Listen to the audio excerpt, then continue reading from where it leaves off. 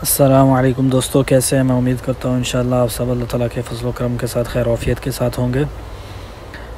دوستو، جیسا کہ آپ لوگ جانتے ہیں کہ ہمارے چینل پر ایک سیریز چل رہی ہے تجوید سیکھنی ہے کے نام سے۔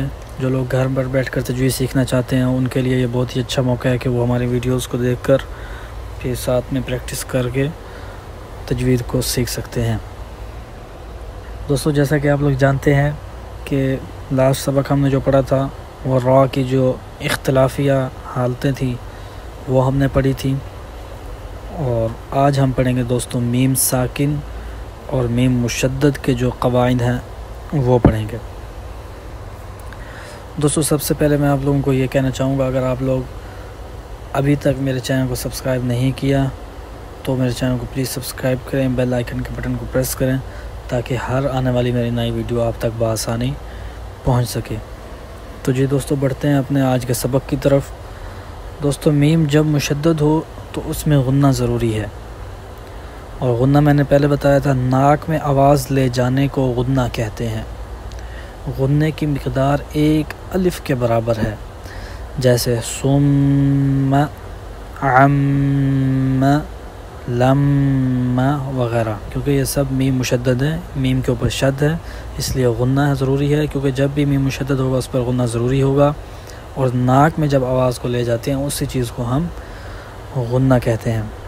تو دوستو، یہاں پر ایک اور چیز آپ کو بتاتا چلوں، ایک الف کی مقدار معلوم کرنے کا طریقہ جو علماء تجوید نے دیا ہے ہمیں، وہ یہ ہے کہ ایک کھلی ہوئی انگلی کو متوسط طریقے سے بند کرنا اور کھولنا۔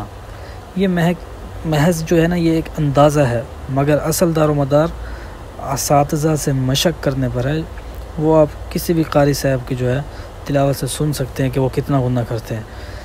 جیسے ہم پڑھتے ہیں عَمَّ يَتَسَاءَلُونَ،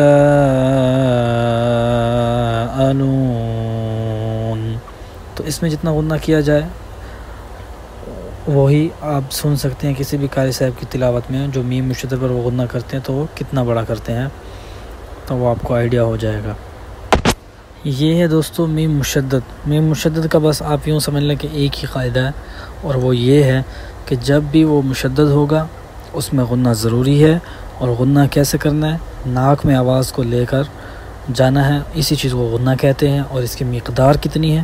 وہ ایک الف کے برابر ہے، اور ایک الف کی مقدار کتنی ہوتی ہے وہ میں نے آپ کو بتایا ہے کہ ایک کھلی ہوئی انگلی کو متوسط طریقے سے بند کرنا۔ یا اگر آپ اس چیز میں تھوڑا سا کنفیوز ہیں تو آپ جتنے بھی قراء حضرات ہیں، مشہور قاری عبد الرحمن سدیس ہیں، مشاری راشد العفاسی ہیں، ماہر المعیقلی، یہ سب ان کے آپ سن سکتے ہیں، تو آپ کو اندازہ بھی ہو جائے گا اس چیز سے۔ تو آگے بڑھتے ہیں میم ساکن کے قواعد کی طرف۔ میم ساکن کے دوستو 3 قواعد ہیں: ادغام، اخفاء اور اظہار۔ سب سے پہلے ہم آج پڑھیں گے ادغام۔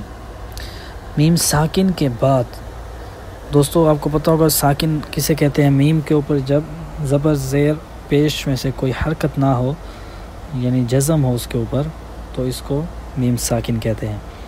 اب اس میں وہ ہمیں بتا رہے ہیں کہ میم ساکن کے بعد اگر میم متحرک آ جائے تو وہاں ادغام ہوگا، یعنی دونوں میمیں ایک ہو جائیں گی، اور جب دونوں میمیں ایک ہو جائیں گی تو پھر میم مشدد کی طرح اس میں بھی غنہ ہوگا۔ کیسے؟ میں آپ کو مثال دیتا ہوں، جیسے علیہم مؤصدہ۔ اب دیکھیں علیہم کی جو میم ہے یہ میم ساکن ہے، اس کے بعد جو میم ہے مؤصدہ کی وہ مشدد ہے، متحرک ہے، اس کے اوپر ضمہ ہے۔ تو ابھی ہم پڑھیں گے علیہم مؤصدہ، انتم مدہنون، وارجلکم من خلاف۔ تو یہ سب جتنی مثالیں، یعنی کہ میم ساکن کے بعد جب میم متحرک آئے گا تو میم ساکن اور میم متحرک کو ادغام اس میں کر دیا جائے گا، دونوں میمیں ایک کر دی جائیں گی، اور جو میم مشدد ہے اسی کی طرح، جس طرح میم مشدد میں غنہ کرتے ہیں اسی کی طرح اس میں بھی دوستو غنہ ہوگا۔ اور اس ادغام کو جو ہم نے ابھی میں نے آپ کو بتایا، اس ادغام کو ادغام صغیر مثلین کہتے ہیں۔ یہ پھر آگے آپ کو پتہ چلے گا ادغام کی اقسام وغیرہ میں آ کر۔ تو دوستو، ادغام کا آپ کو پتہ ہونا چاہیے کہ ادغام کے معنی یہی ہیں کہ پہلے حرف کو دوسرے حرف میں اس طرح داخل کر کے پڑھنا کہ دونوں ایک ہی ساتھ مشدد ادا ہوں۔ اچھا، آگے ہے میم ساکن کا دوسرا قاعدہ اخفا۔ دوستو اخفا میم ساکن کے بعد اگر با آ جائے تو وہاں اخفا مع الغنہ ہوگا، یعنی غنے کے ساتھ اخفا ہوگا۔ اس اخفا کا طریقہ میں آپ کو بتاتا ہوں دوستو۔ اس جو میم کو ادا کرنا ہے، ادا کرتے وقت دونوں ہونٹوں کے خشکی کے حصے، جو باہر والا خشکی کے حصہ ہے، بہت نرمی کے ساتھ ملا دینے ہیں۔ پھر غنے کی صفت بقدر ایک الف آپ نے بڑھا کر خیشوم یعنی ناک کی جو وہ نوک ہے جہاں سے میں نے آپ کو بتایا غنہ ادا ہوتا ہے، وہاں سے ادا کرنا ہے۔ اور پھر ہونٹوں کے کھلنے سے پہلے ہی دونوں ہونٹوں کے تری والے حصے کو سختی سے ملا کر با کو ادا کرنا ہے، جیسے علیکم بوکیل وما ہم بمؤمنین فاحکم بینہم۔ اسی طرح اور بھی مثالیں ہیں، بینہم بالحق وما ہم بسکارا ترمیہم بحجارہ۔ ایک تو ادھر غنہ کرنا ہے ترمیہم، جب بھی میم ساکن کے بعد با آئے گا تو اخفا مع الغنہ ہوگا۔ آپ نے اس کو ادا کیسے کرنا ہے وہ میں نے آپ کو بتا دیے ہیں، غنہ کا بھی میں نے آپ کو پہلے بتا دیا مقدار کتنی ہے۔ تو دوستو آگے نمبر 3 جو اور سب سے آخری میم ساکن کی جو قسم ہے، میم ساکن کا جو قاعدہ ہے، اس کی آخری جو قسم ہے وہ اظہار ہے۔ میم ساکن کے بعد دوستو با اور میم کے علاوہ اگر کوئی حرف آ جائے، با اور میم کے علاوہ باقی 26 حروف ہیں جن میں اظہار شفوی ہوتا ہے۔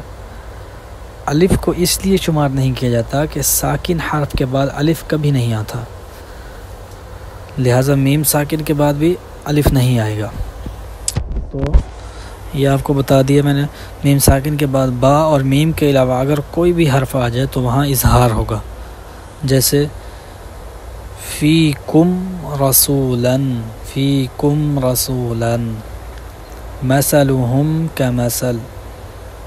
تو یہ دوستو اظہار کا معنی یہی ہوتا ہے دوستو کہ اس کو ظاہر کر کے پڑھنا بالکل، یعنی کہ جیسے میں نے ابھی آپ کو بتایا فیکم رسولاً، ٹھیک ہے، مثلہم کمثل الذی، اسی طرح لکم دینکم ولی دین، کنتم امواتا، یہ اسی طرح بہت ساری، ذالکم ظنکم فانجیناہم ومن۔ تو یہ سب مثالیں ہیں دوستو اظہار کی، میم ساکن کے اظہار جو ہے، میم ساکن کے بعد با اور میم کے علاوہ جتنے بھی حرف ہوں گے، کوئی بھی حرف آئے گا ان میں سے تو وہاں اظہار ہوگا، اور اس اظہار کو اظہار شفوی کہتے ہیں۔ تو دوستو امید ہے انشاءاللہ میرا سبق آج کا آپ کو سمجھ آ گیا ہوگا۔ جن بھائیوں کو سمجھ نہیں آیا وہ نیچے کامنٹ سیکشن میں آ کر پوچھ سکتے ہیں، اور کوئی بھائی اگر ہماری رہنمائی کرنا چاہے تو وہ بھی ضرور کریں، ہمیں خوشی ہوگی۔ تو دوستو مجھے اجازت دیجیے، انشاءاللہ ملتے ہیں نیکسٹ ویڈیو کے ساتھ۔ السلام علیکم ورحمۃ اللہ وبرکاتہ۔